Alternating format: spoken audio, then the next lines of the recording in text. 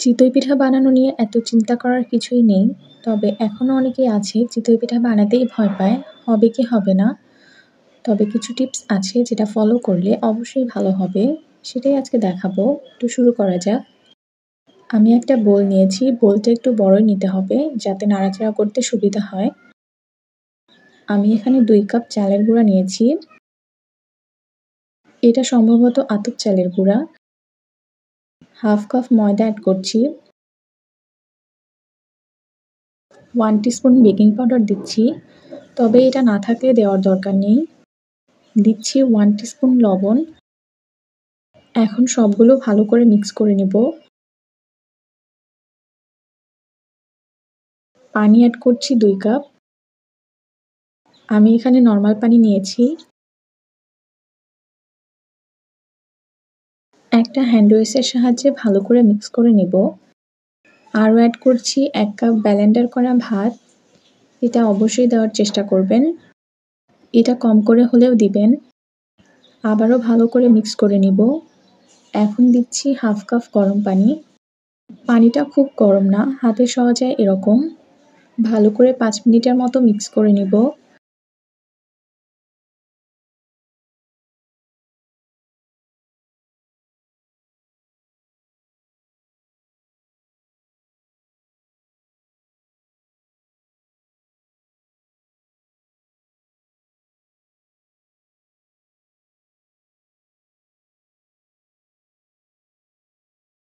এরকম বেটার চলে আসলে মনে করবেন হয়েছে।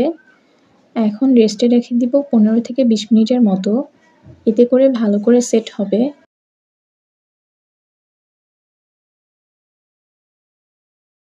নেক্সট ধাপে আসি। চুলায় একটা লোহার কড়াই বসিয়েছি। আমি প্রায় 40 মিনিট আগে বসিয়ে রেখেছিলাম লো হিটে। এতে করে কড়াইটা খুব সুন্দর গরম হয়ে যাবে। ইভেন পিঠা খুব সুন্দর করে উঠে আসবে। আমি আবারও আমার বেটারটা দেখিয়ে দিচ্ছি। খুব বেশি ঘন বা পাতলা হয়নি। এখন বিসমিল্লাহ বলে চুলায় দিয়ে দিব। মিডিয়াম টু লো হিটে দিয়ে রাখবো। ঢাকনা দিয়ে ঢেকে দিচ্ছি।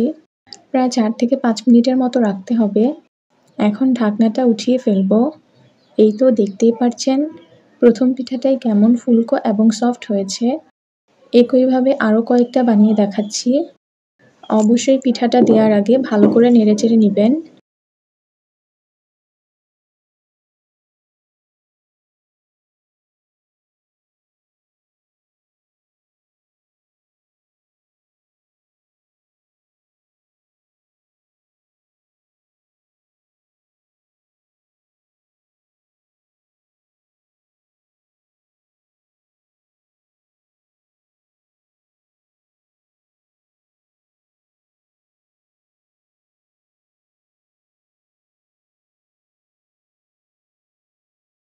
পিঠাগুলো ভীষণ ফুলকো ফুলকো হয়েছে এবং অনেক ছিদ্রযুক্ত হয়েছে।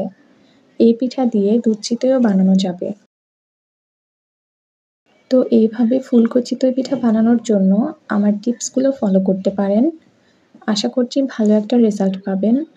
আমার ভিডিওটা ভালো লাগলে লাইক আর কমেন্ট করতে ভুলে যাবেন না। সবাই অনেক বেশি ভালো থাকবেন। ভিডিওটা দেখার জন্য অসংখ্য ধন্যবাদ।